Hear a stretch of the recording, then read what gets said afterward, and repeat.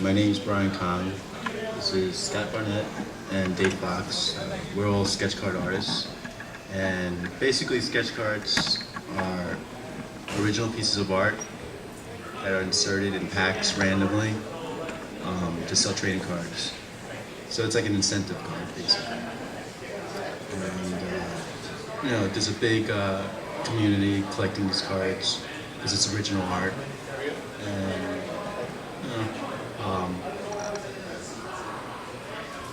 that's basically what sketch cards are. A lot of different properties, though. It's started like in late '90s, mid '90s, mostly like in Marvel products, and in the 2000s really caught on. Properties like Star Wars, Lord of the Rings started doing them, and it's one of the main incentives that people, collect trading cards now, is to get this original art. So, I'm gonna ask, Dave has got a couple of questions about, just drawing in general, unless you guys have any other questions. Yeah, we can ask back and forth. Okay.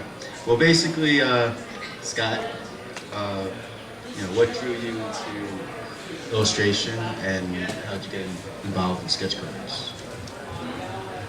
Well, I have a background in illustration. Went to school for it, went to college for it.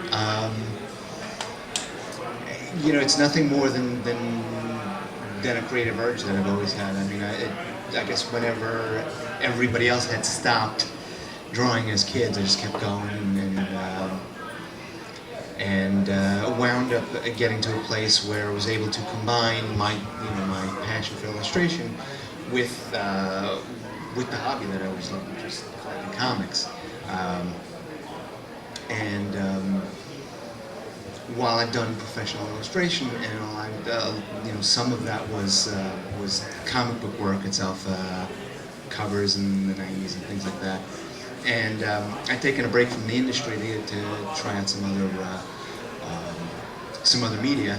And recently, I'd had a friend who was a retailer who had he was telling me about it, because not only was he a retailer, but he was in the hobby of collecting sketch cards themselves. And he had, he was telling me about that, as I was essentially telling him at the same time that I was looking to kind of get back into this field in some way, shape, or form. And it seemed like a good place to start was with sketch cards, especially just to get original artwork out there, to get on some of the forums that cater to sketch card collectors, buyers, artists themselves. And basically the way it started was putting myself out there, doing some personal commissions, and then taking those to the companies, did a little research, went to the companies that were doing the tops, like Rittenhouse Archives, Upper Deck, and peppered them with some samples and all that, and got some responses. A couple of months later, didn't get stuff right away, but occasionally, eventually, they had come to me and said, "Hey, we've got Tops came to do some baseball cards," and Rittenhouse really liked, saw I guess my comic background and asked me to get into some of their sets. And now I've been actually fairly consistently doing work for Rittenhouse, especially since it really does coincide with being that they have the license for Marvel characters. That's what I grew up reading, so it was kind of right in my wheelhouse. So that's currently what I'm doing, kind of taking that now that there's, at least I hope, something of a cachet to my name that people recognize online, to be able to take that hopefully further back into comics and continue with the sketches, back into comics, and they kind of, they kind of go back and forth, I guess, in some sort of synergistic type of way. Hope that answered the question. Yeah. I mean, I know myself also, like, I've been doing this for about 3 years, 4 years, and I've done like 10,000 sketch cards, literally. So, you know, you do a lot of quantity on these cards, and, you know, it gets your name out there. You know, a lot more people know my name now than they did 4 years ago. Like, I did start back in Marvel Comics like in '94, and then I started doing other stuff like commercial work and stuff like that. So I was much like in the same situation. Like I was like, well, you know, I want to try to get back into, you know, doing some stuff, and I started seeing all these sketch cards, you know, properties like Marvel and all that stuff. So you know, again, it was like I get to work on properties that like I grew up liking, Star Wars, Marvel. So you know, it's a good genre to get your name out there. And Dave, you know, I want to ask you, like, what was your first sketch card gig? Like, how did you get into doing this also? My first set was Star Wars Revenge of the Sith, and actually a friend of mine who's another comic book artist, Mike Lilly, he was my next door neighbor actually, so it was pretty cool having a professional comic book artist growing up next to you. And you know, I was into comic art as a kid and all that, and I was asking him how to get in.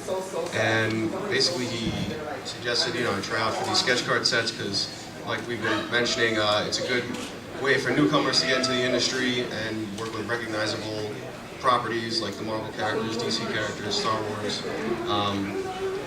So through Mike Love, that was the first set that I did. It was Revenge of the Sith. And I had to do 100 cards in like 5 days, and because I was the last artist to be on the set, so I just kind of scrambled and was just fueled by the excitement of working on a Star Wars project, and it was my first, you know, sort of big break, and handed them in. And then sort of an industry that sucks you in once you do one set and just hand it in on time. Basically, you'll be asked to do every other set ever, and you have to start saying no after one because there's only so many, you know, things you can do at once. Like Brian said, he's done 10,000 cards. That's not an exaggeration. You usually do anywhere from 100 to, I mean, some artists do 1,000 cards for a set, and the only problem with that is obviously the more quantity you do, the quality starts dipping because there's just no way you can do 1,000 cards in a month and have them all be mini masterpieces. So basically what happened is I started taking less and less quantity as the quality went up because the fans and the artists kind of both upped their game.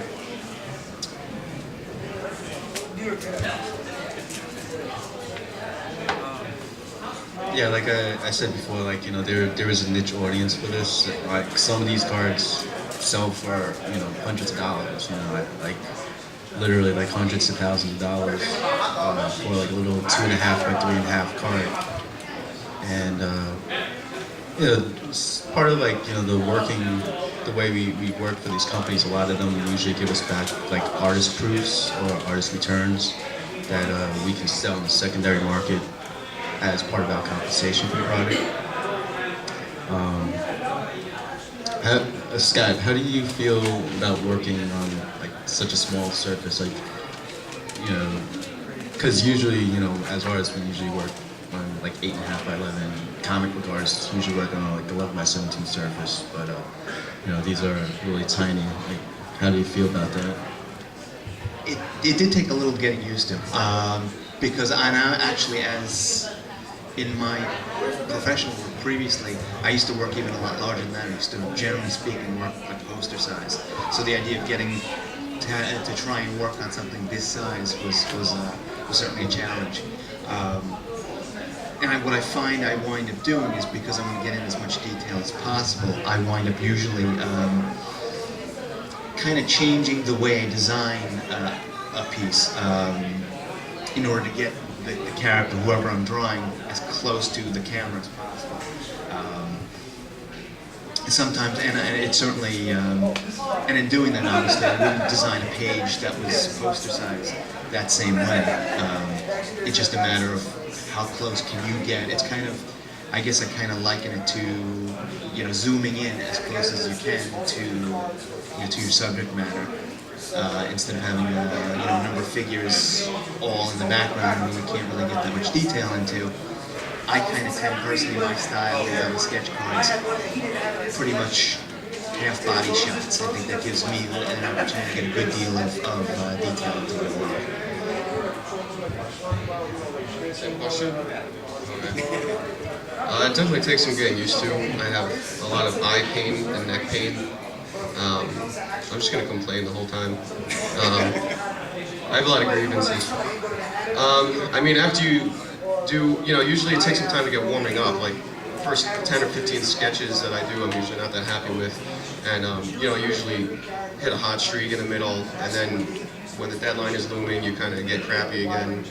And, you just sort of like Scott was saying, you just start saying, all right, well, how can I minimize the time that I'm doing to spend on doing each card? And so you say, okay, there's going to be a headshot, there's going to be a silhouette, and you just sort of find ways to still make it look good, but definitely can't put as much detail, as you would into a comic page. But the scary thing is that I've gotten so used to doing cards, and I'm actually kind of doing other work now that, like, for example, when I'm upstairs working on, 9x12 paper, it's like, wow, look how big this paper is. Like, how did I get all this room all of a sudden?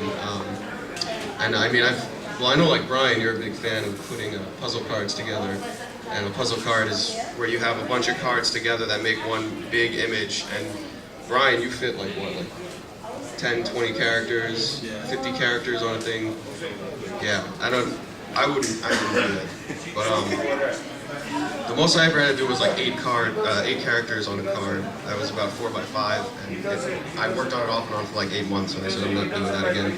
So, like I said, I'm just gonna complain the whole time. So. Yeah, me personally, like working on a small surface. At first, it took me a little getting used to also, but I've done like a lot of cards, and I think it's helped me as an artist because I'm able to like do stuff a lot quicker now. And as far as puzzle cards go, like a lot of collectors like hate or love me, because like I said, they're randomly inserted in packs. So like if I do like a 22-piece puzzle, they're gonna have some problems getting all 22 pieces because they're all one cards. But characters on each of them. Some people do puzzle cards, and it's like a guy's, half an eye and like a nostril and then an armpit. So. yeah, I always try to work that into my layout because I realize that the chances of them getting all these cards are not too high. So I try to make each card stand on its own, but at the same time, if someone gets like a couple of pieces, they can still make the puzzle. So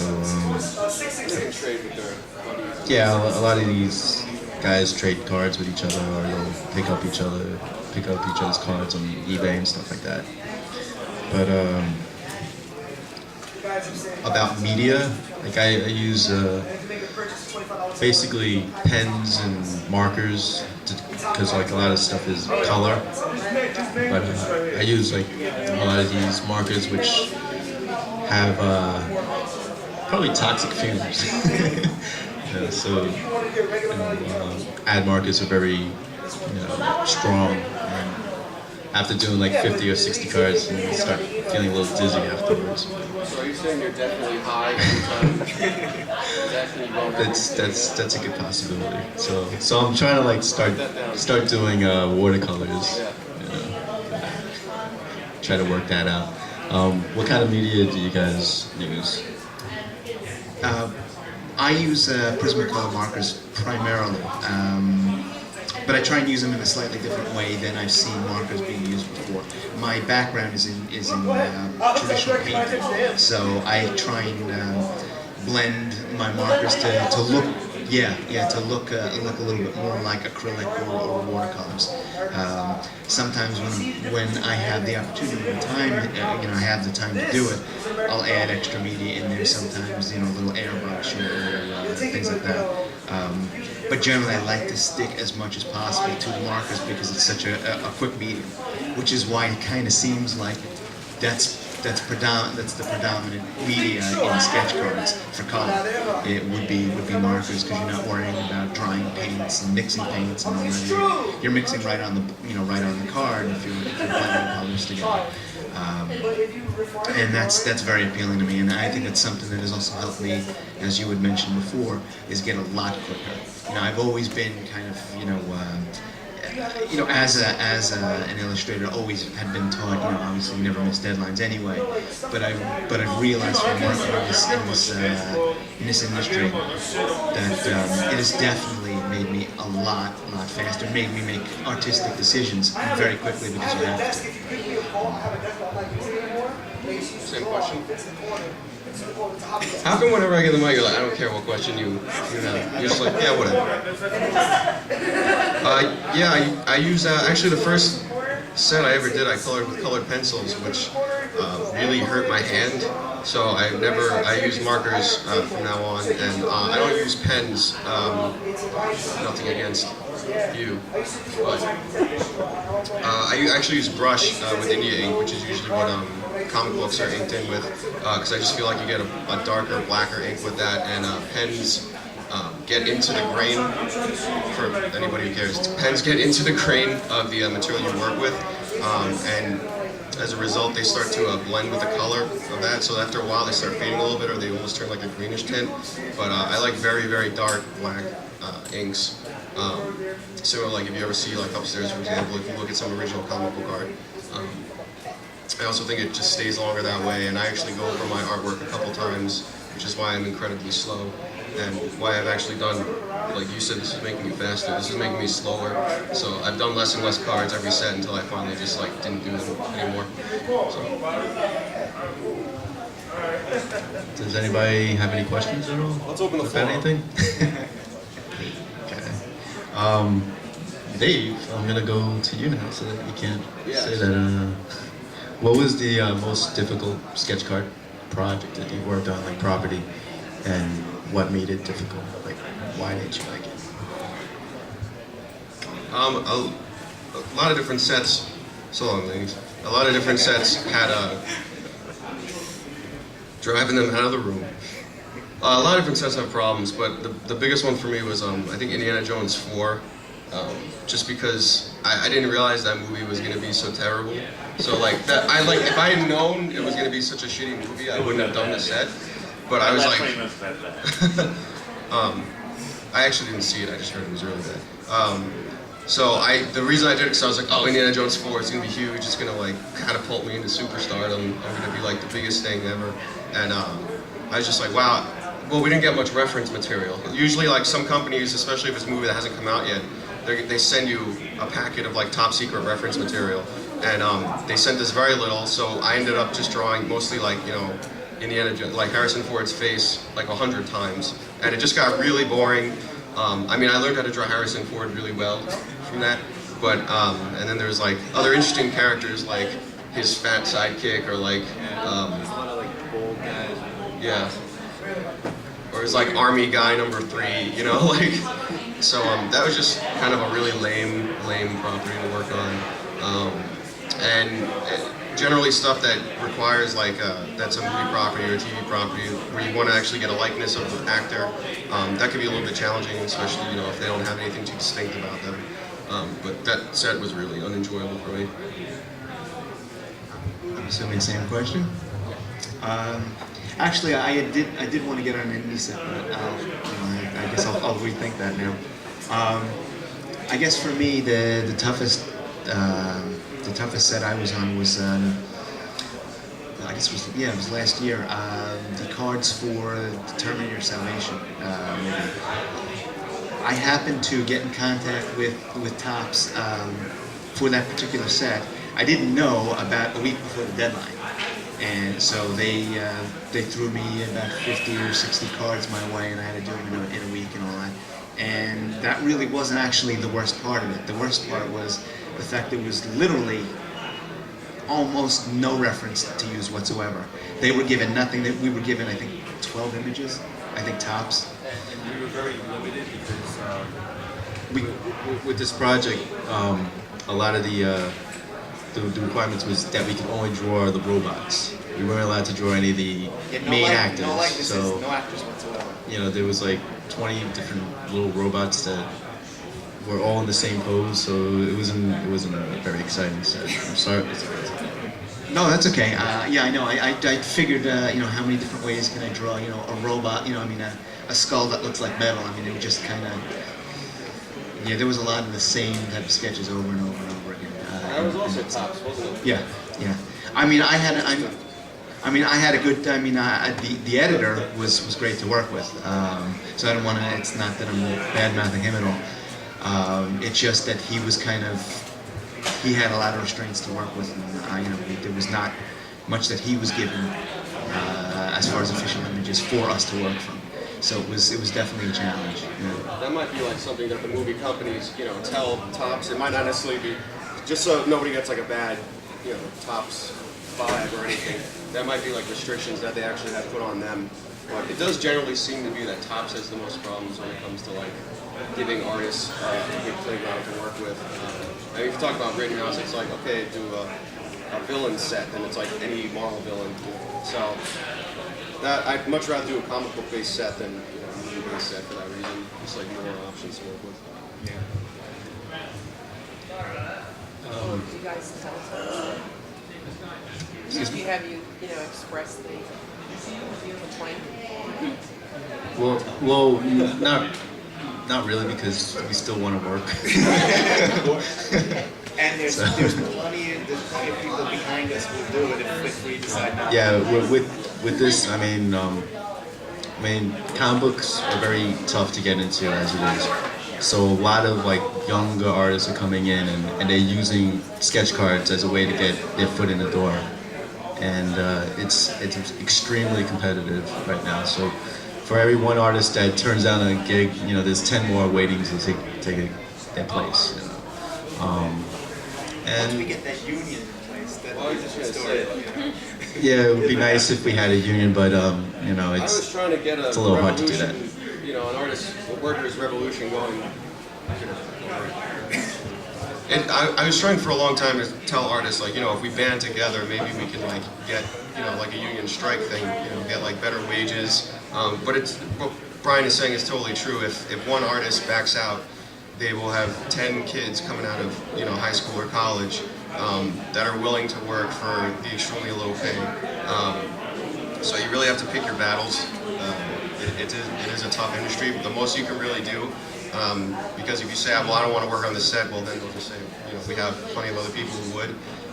And unfortunately, since most artists, myself included, coming out of college don't really know any better, they think like that's the rate, you know, and that whatever you get paid, you should be just happy taking, which is like totally not true. You should get paid what your time is worth in any job that you do, not just art. But people think, oh, well, you like doing it, so, you know, you should get paid less. But that's bullshit, because we work 10, 12 hours days sometimes. And they're probably making a lot more. And exactly, Yeah. and the companies, you know, the higher ups are the one making tons of money off these naive artists. So the most you can really do is say, well, I won't work for that company anymore, because there are tons of card companies, and basically what I do is, you know, I have like a minimum that I'm going to work for now. I mean, I've been doing sets for a while, and I've turned down sets because it really gets to the point where you can't put food on the table. So.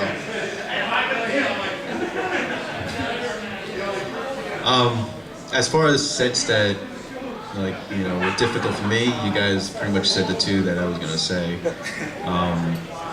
You know, indie, because the reference was so, you know, like, they didn't really give you much reference. And the Terminator, because of the fact that, you know, we were very limited also on that.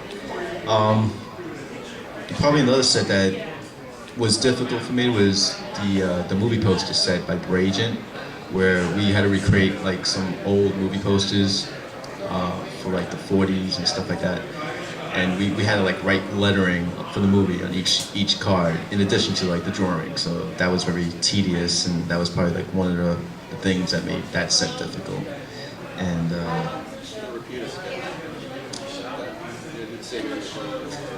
yeah, I actually like the repeater sketch because it just makes, for me, I'm able to do it a little bit quicker. But I see you don't like the repeater sketch. I just think Yeah, you can work quicker, but it kind of gets like mind-numbing after a while if you're trying the same image over and over and over. Yeah. Like I'm doing, actually that's another set that I remember. I'm doing Star Trek, and with that, Rittenhouse got approval for 10 episodes. They'll do all the episodes from season 2 and season 3. And they'll approve one episode, one image, and then they'll give it to that artist. I got approved for 10 episodes, and I have to do the sketches 200 times each. So that is a little tiring, but you know, again, it's a job. So you know, another thing that sketch cards have done recently is they've started putting them in sports cards, like baseball and basketball. Topps has started doing that, and it's been pretty successful. A lot of response has been good for that. I know, Dave, you haven't done any sports cards. You're not a sports fan, right? Really? I mean, I like sports. I don't like drawing sports, I guess, but I also think Topps isn't really emailing me anymore, so Right. maybe it's because I keep doing things like this. But it's funny. I just do whatever said people ask me to do, so it's not really like if someone emails me and says like, "Hey, can you do this?" I'll say, "All right." But they didn't ask me to do that one, so. Okay. Scott, you've done some baseball cards, right? How do you feel like how is that different from working on the non-sports properties? Like, do you find it easier or harder? I guess on a certain level I find it easier because my normal illustration style is realism. So for me, I'm always trying to capture a likeness anyway. Obviously, if you've got pre-approved shots from Topps for like the card set that I had done was last year's baseball set, Series 1, and they provided us with images that we could compose any way we'd like, but we had specific images of each star on all the teams, and I actually enjoyed the challenge of making sure Derek Jeter looked like Derek Jeter on a card, or I had a lot of fun with it, and I think in that sense there was less composition to have to work with as opposed to the comic art, for instance, where it's obviously all coming straight out of your brain. So you're the one composing a fight scene or the way you're going to do this particular character's costume, or which costume, and who you essentially want to make this character look like. What kind of photo reference? I mean, there's a lot more thought that goes into it rather than taking a piece of a ball player that was already pre-approved and saying, you know what, I'm just gonna. My objective is just to make sure it looks like this guy, so that collectors of this ball player are gonna want this card. That's, I think, the main difference for me of working from sport to non-sport. Do you use model? I have a question for Scott. Do you use models for, say, a Marvel or DC set? Like, do you have a model used, say, for a Captain America drawing? Since you said you do the realism thing, or like, I mean, obviously, like a creature or something that's sort of a reference for. Like, do you have any live models you use? Occasionally. I try and hold to photo reference as much as I can. Because of my style. So even something that wouldn't necessarily exist, like some sort of creature or something like that, I'm always looking to figure out how what would be the closest example to that in real life. Exactly. Yeah, I'll scare up whatever photo reference I can and tailor my drawings to that to know where shadows would fall, or if some sort of wacky creature I'd firm it. I'd pick photos that I can figure out. Okay, this is what the texture of fur would look like on this character. But I'm always working with photo reference, and wherever I can, live models are great. I mean, half the time actually, I'm using myself for a while. I can't tell you how many goofy photos I have of myself in a mirror because I just couldn't find the right reference for someone in a particular pose, and just a lot easier to take it myself and then download it to the computer, take a look at it, and draw from there. How about you? Do you use If it's well, it's funny, like yeah, because if I need reference for a male, I use myself. If it's for a girl, it's my girlfriend. So the only problem with that is like all your female figures will start looking the same, and all your male figures like and obviously like I'm not like a superhero physique or anything like that. So I mean I use photo reference a little bit. I don't like to get too tied down to it. I mean for say an artist like Alex Ross or something, like obviously that's his shtick, so but the thing I like about him is he sets up his lighting, the way he wants it, and he has a very comic book trained eye, so he knows like what looks dynamic and what doesn't. Usually the harder things for me are like if it's a woman, like I don't really draw like sexy babes that much or anything like that. I usually, like if it's a zombie or a monster or something, it's just out of my brain. If it's something that requires a little bit more rudimentary knowledge of anatomy or something like that, then I gotta like go back to the books or whatever.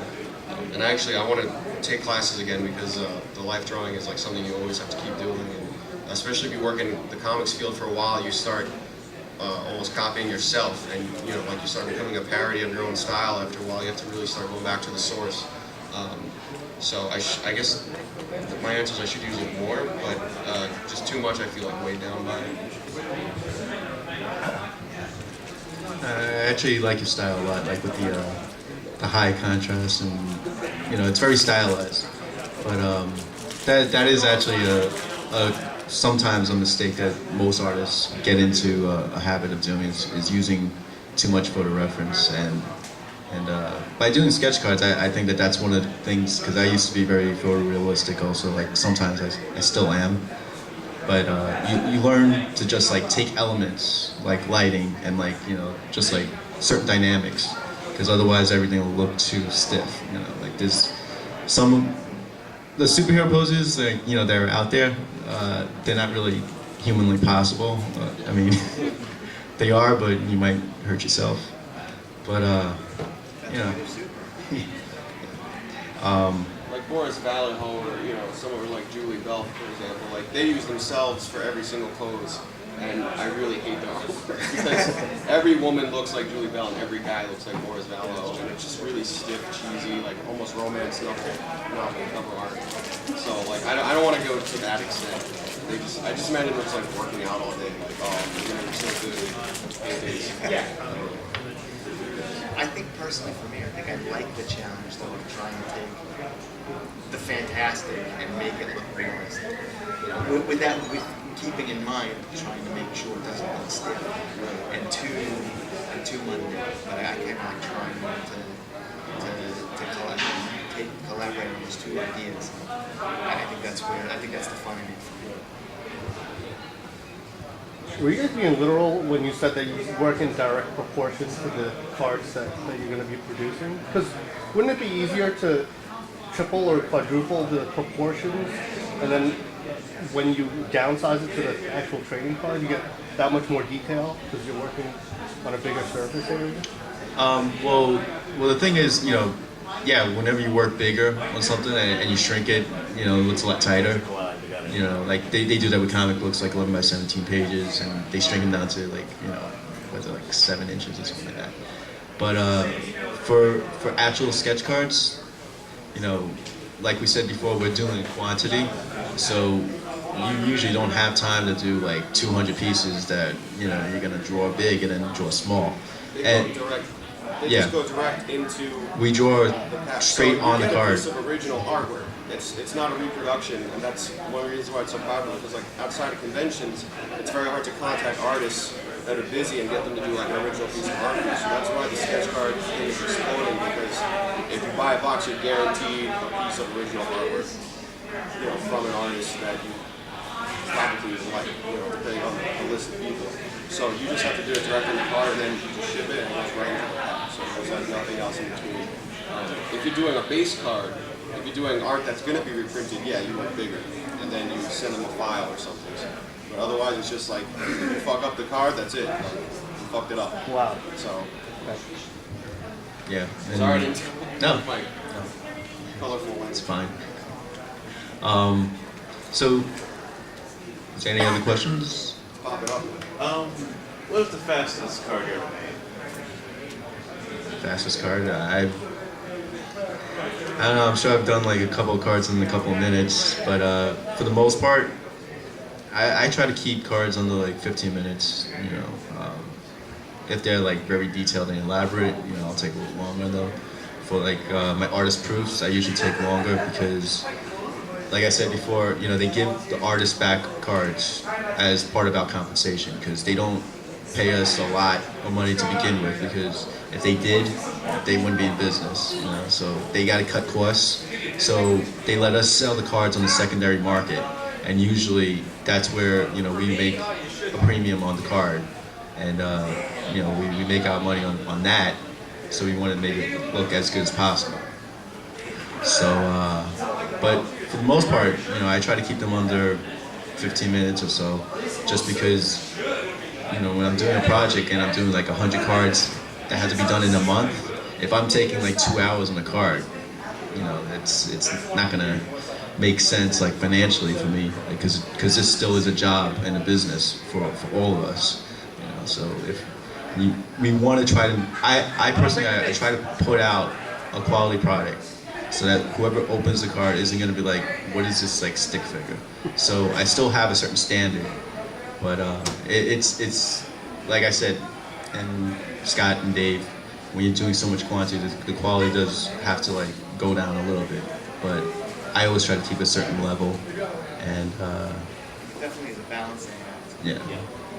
There's nothing like a worse feeling when you see like a card of yours show up that someone pulled and it just looks really bad, you know.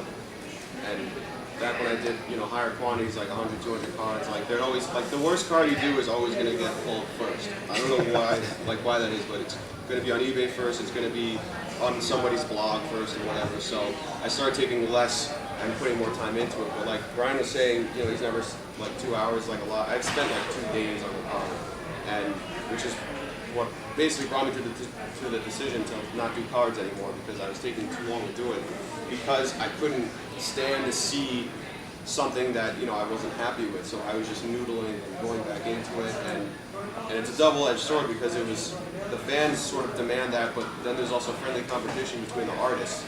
So like, you know, some artists are going to do full paintings on their cards, and then you're doing a pencil sketch. Like, you know, you're just not going to look like you're stacking up to them. So as we kind of shot ourselves in the foot with that, I think. So like as the quality goes up and the fans demand it, and it just becomes this cycle. And then eventually, like, I had to get out. Because like I spent 2 months doing like 20 cards, you know, just because I was making so much detail. I mean, they were like these little, you know, pains in the ass, basically. So I just stopped, you know. Yeah, like me and Dave, I think we've been doing it for like about 4 years, right? Scott, how long? A little over a year. A little over a year. So, you know, the thing that's tough is, you know, we're sort of like getting to the point where it's like, you know, we know what we're doing, but at the same time, a lot of these new artists are coming in and they want to impress, which is nothing's wrong with that, you know. They want to like get some attention and get their name out there, so they're like doing like these full-blown pieces, and like Dave said, it works against each other, because some fans will be like, well, you know, this guy just did like a fully painted card, and you know, this card isn't as detailed, but it's, I mean, if you're comparing them, yeah, but you know, the quality that we're doing is still, I think, decent for what it is, you know. Sometimes the fans can be really harsh too. Yeah. And, like I've seen, like not myself personally, like luckily because I have very fragile feelings, but like other artists that I thought did a really good job on a piece just got totally trashed. Like, oh, look at this piece of crap I pulled from this artist and so and so. And it you know, art's such a subjective thing that, you know, maybe they're not appreciating it because it could be something like, oh, it's black and white, not colored, you know. And some people equate something colored being better than black and white. That doesn't necessarily mean you put more time into it. That doesn't mean you're a better artist. So, you know, and I'm looking at the things they're trashing. I'm like, that really doesn't look that bad. I don't know why this guy got singled out and picked on so much. And then someone else who just, you know, rendered the hell out of something, they'll be praised. Like, oh, look at all the lines, all the little lines that are in it. Like, he must be a good artist. But it's so subjective that you really have to decide for yourself. Yeah, like everyone has their own opinion of what's good and bad, so you can't really, you know, fault that. You know, one person may look at something and be like, "Wow, that's amazing," and the next person will be like, "That's all right." kind of like modern art versus Renaissance art. You know. Well, I mean, it's like all art, like even comic book art too. Like it's the same thing. Like people look at one artist and be like, "That's amazing," and one will be like, "Do you guys got any questions?" Well, actually, I don't. Did you have a question? No, I just wasn't getting the whole concept. So you do like 200 off of one subject, and it gets inserted into a box, and that's like the Crackerjack prize. Yeah. Pretty much. Basically, yeah. It'll be like, say, Star Wars. All the different properties have different types of terms. Like one will be like, okay, this is Star Wars. You can draw anyone in the Star Wars galaxy, and that's it. But some will be like more restricting. You know, we just want, you know, like Marvel will be like any Marvel character. Terminator was just like, oh, we can only do these robots. But basically, you know, we all do different amounts of sketch cards. Like some will do 100, some will do 200, some will do 1,000, and those are what's inserted in packs. It's much like the whole baseball cards, like and football, where they have game used jerseys and autograph cards by athletes. With properties like Marvel, it's a little hard to have like a signed Spider-Man card or you know a game used like a crime-fighting Spider-Man outfit or something like that. So this is like the incentive, especially with Marvel projects. You know that you get an original piece of Marvel art in the pack. Like it's usually like one per box, and you're guaranteed like an original art. Or you can just buy some packs and take your gamble with that. And are the cards like the cards are glossy? So are the sketch cards treated anyway? Or are they just like straight off your easel into the pack? Well, since they're original art and the companies know that, they usually make it a surface, like a Bristol type surface, where it's easier to draw on. So, I mean, but we've had cases where the card stock was really bad.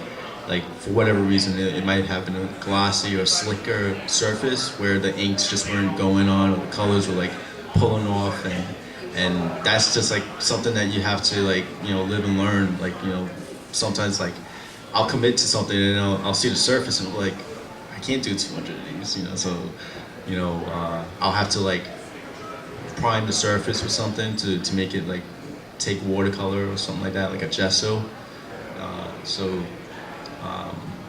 That's basically it. Like on that end. Does anyone else have any questions on that? Do you guys got any questions? For you or for the For me, for the audience, I have one more. Like when you're working with someone like for Indiana Jones or Star Wars, they didn't send you reference material. I thought they would be breathing down your neck. You have to get everything just so and just right. It wasn't like that at all. Here's the thing, like in the contract for Topps, they will say something like reasonable likeness. You must achieve reasonable likeness, and then the product comes out and you see some people drawing Harrison Ford, and it does not look like Harrison Ford, and you don't know who it looks like. Yeah, I mean some people just like smiley face hat. So, or whip. So in theory, yeah, it's supposed to look like them, and you'd think they would send us a lot of reference. But the bottom line is they want to shove another product out there as quick as possible, and they want to pay nothing to do it, and they want to reprint crappy cards. And then basically why these sets sell in the first place, because of the promise of a piece of original art. So, going back to what you said, in theory it's supposed to look like the people. What I've seen some artists do doesn't look good at all. They never get in trouble for it. They keep getting work. So I don't know what the rules are. It just seems like a big mess to me. But for me personally, if it's based on a person that exists in real life, I want it to look like them. If it's like a Marvel or DC set, it's a fantasy world. So it's okay to put your own interpretation. And wouldn't it serve the collector mentality to just come to you directly and say, I want a complete set of sketch cards. Here's some money, just make them for me so I don't have to buy the whole flipping case. Well, that's what happens now, and that's basically what I'm doing now is I'm only doing commissions because I set my own price, what I think my time is worth, if I'm taking a day to do a card, you know, I can't get paid $5 for a day's worth of work. For some reason, for like die-hard collectors, for some reason, they don't like getting commissions because it's not an official card, which is basically just, I mean, as you guys, we're at a comic convention, as you know, it's the collector mentality. It's comes down to something printed different on the back of the card, you know. Why does a variant go for more money than the regular one? I mean, it's really, it can get kind of insane sometimes. I've had, you know, the majority of my fans are awesome, they're great people, they say, look, we want to give money directly to you. And I think for the fans it's better because, like you said, they cut out the middleman. They say, all right, I want Spider-Man fighting Venom. I don't have to buy boxes and boxes of a product and run the risk of having a lot of stuff that I don't want or have to flip on eBay and, you know, waste a lot of time. Plus they actually get what they want. Exactly. It's going to tell you, this is my favorite character, Right. Spider-Man. And if you like the artist, here you Yeah. are. And I like having direct contact with them too. I email them with scans. I say, look, does this look cool? Really, like, never had a problem with a fan. It's all the art directors and stuff. So now basically that's what's happening is a lot of people are disbanding, kind of like what Image did in the early 90s from Marvel and DC. They're disbanding and they're starting their own sketch card companies. And the only problem with that is getting like a license, you know, like a Marvel or DC character. So some people are doing like public domain characters, you know, like myths and legends and stuff like that. But yeah, I agree. It's kind of like a backwards way of doing things. So anyway, so about commissions. Yeah, on the commissions, like, you know, I think myself and Scott and Dave, we get a lot of commissions and stuff from fans saying, say like there's not like a Buffy set out there that has sketch cards. You know, they'll say, I want a Buffy sketch card. So, you know, they'll come to us because they know the companies aren't making it. But again, with this whole thing is, we all have taken on sketch cards because of the exposure. If it wasn't for these companies giving us like the exposure, they wouldn't know who we were. So, you know, that's one of the big reasons why, you know, we do the sketch cards. As far as like, you know, commissions, it is great to just be like, okay, well, this is my price, and, you know, they pay it. So it's like, whereas, you know, it's a company and you have to sort of like understand that it's a business for them. So they need to make money on certain things. Unfortunately, we're the ones that, you know, get the short end. Just to add to that, like, I don't want to paint like a bad picture of it because it is, like Brian said, you know, it's a process. Like I wouldn't be able to get the commissions now if I hadn't done the sets first. You know, like Brian said, I wouldn't have a name. No one would know what my artwork looked like. So, you know, you do get exposure. You do get the prospect of working with the most iconic, recognizable characters that are out there. And, you know, like Brian said, it's a business, so you got to realize you got to do a certain amount to make yourself happy, and you kind of have to find a happy medium. And then, you know, if you finish with that, and you say, well, my name has gone as far as it can within the sketch card, you know, community, and maybe you go on to, you know, do comics work or, you know, wherever you want to go with that. But to start out, I mean, I would recommend it. I mean, you know, usually it's a very good experience, and it makes you a better artist, especially doing the repetition. You deal with real world deadlines and all that kind of stuff. And you can say, you know, like, I've drawn Marvel characters, I've drawn Star Wars, I've drawn, you know, all these recognizable characters. So.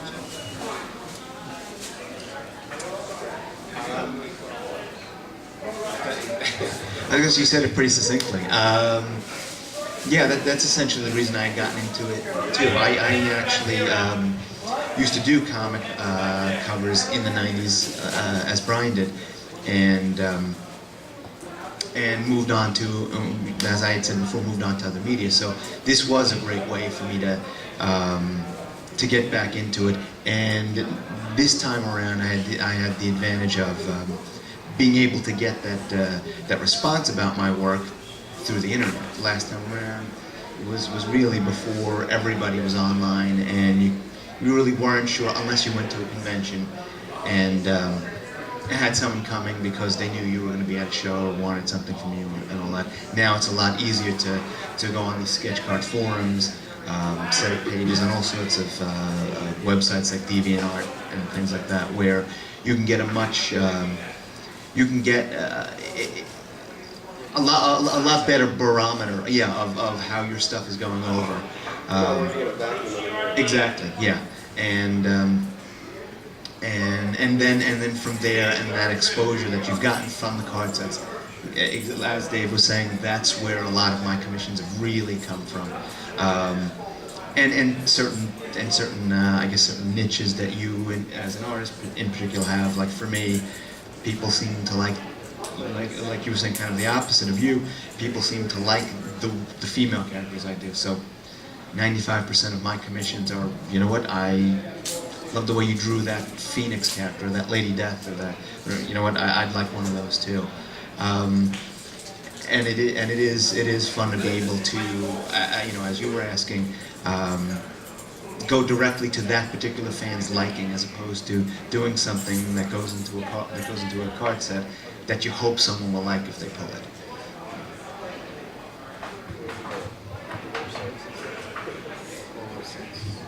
Your website. All right.